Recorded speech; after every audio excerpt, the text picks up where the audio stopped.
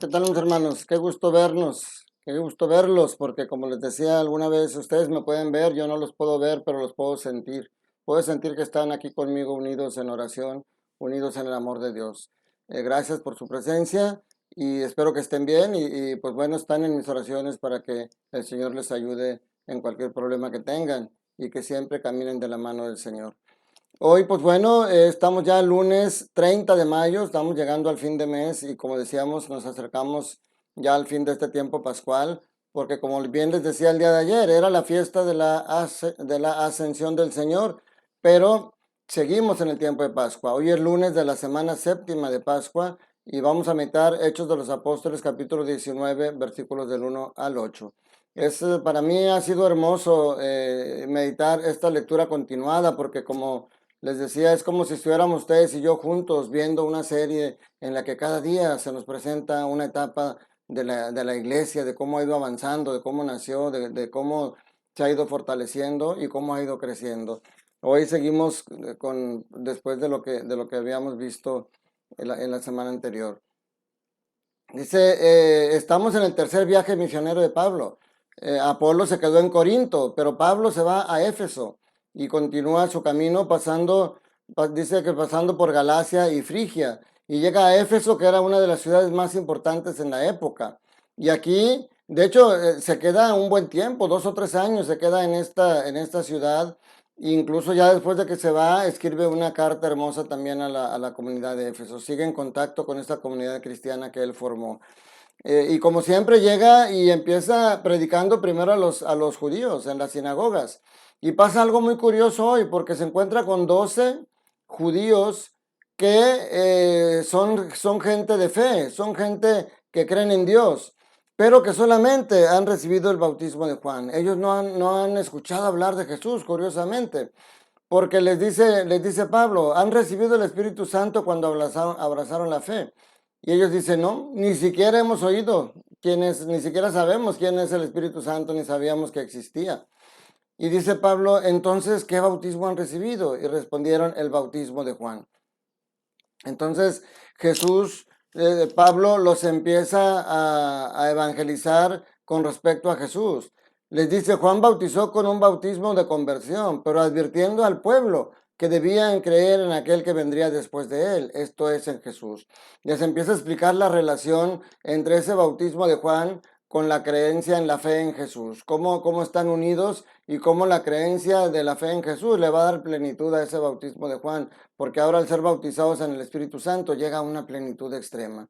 Ellos reconocen, creen lo que Pablo les está diciendo y son bautizados en el nombre de Jesús, y ahora Pablo les impone las manos y a través de esa imposición de manos reciben también al Espíritu Santo e incluso empiezan a hablar en don de lenguas. Eran 12 hombres, el número siempre ha sido significativo de las 12 tribus de Israel y de los 12 apóstoles. Y dice que Pablo siguió durante 3 meses en la sinagoga hablando con toda libertad del reino de Dios y tratando de convertirlos a la fe en Cristo Jesús. En el Evangelio de San Juan, capítulo 16, versículos del 29 al 33, Jesús en esta última cena les ha abierto el corazón.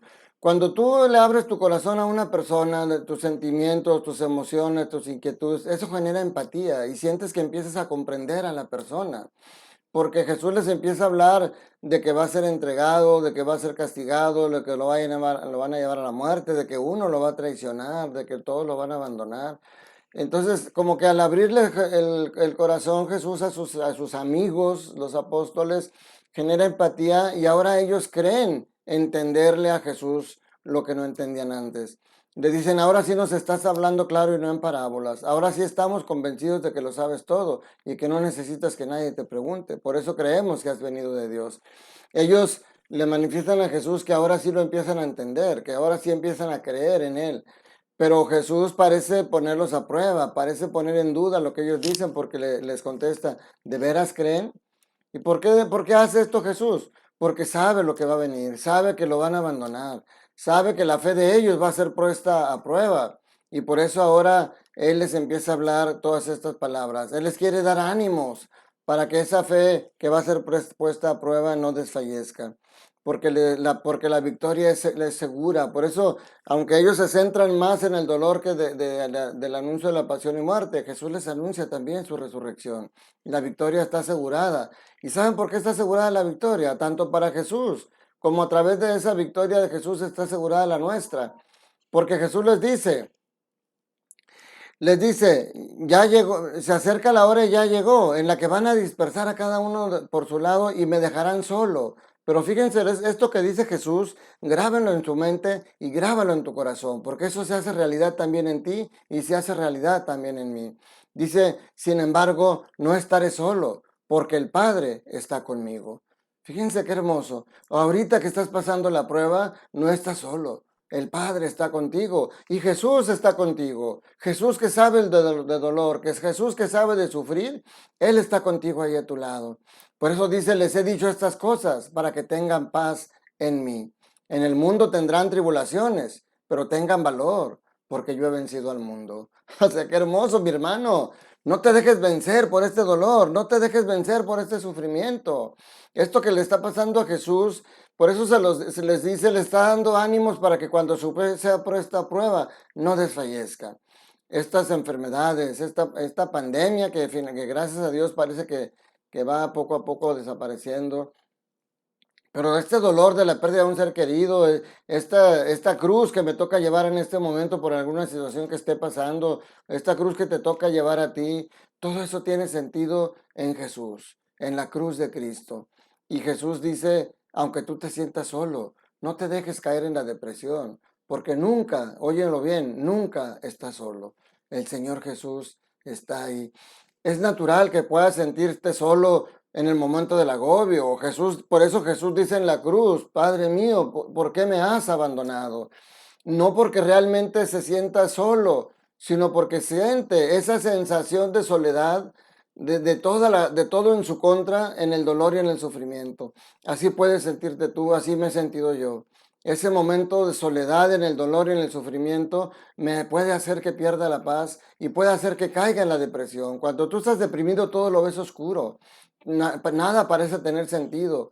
Pero acuérdate, nadie puede poner palabras en tu mente que tú no quieras. Tú puedes dirigir, aún en esa oscuridad está la luz de Cristo. Dice que cuando una persona en la oscuridad se levanta y a lo lejos ve una luz, aunque sea pequeña, ahí nace la esperanza. La esperanza que no debe morir porque Cristo no nos ha dejado. Lo meditamos ayer. Cristo se fue, pero se quedó de una manera plena en tu corazón y ahora Él está disponible para ti sin que tenga que estar físicamente a tu lado, porque su presencia es real, así como su presencia sobre todo es real en el Santísimo Sacramento del altar. Su presencia es real a tu lado en este momento de dolor, en este momento de sufrimiento. Sigamos creciendo en esta fe, sigamos creciendo en este amor, porque eso es lo que nos va a ayudar a levantarnos cuando esa situación, cuando ese problema difícil esté a punto de tumbarnos, esa fe en el Señor, esa certeza de que me siento fuerte porque cuando mi fuerza termina empieza la de Él, es la que me hace mantenerme en pie. Que la bendición de Dios Todopoderoso, Padre, Hijo y Espíritu Santo, descienda sobre ustedes, sus familias, trabajos y escuelas y permanezca para siempre. Que tengas un día lleno del amor de Dios. Un fuerte abrazo.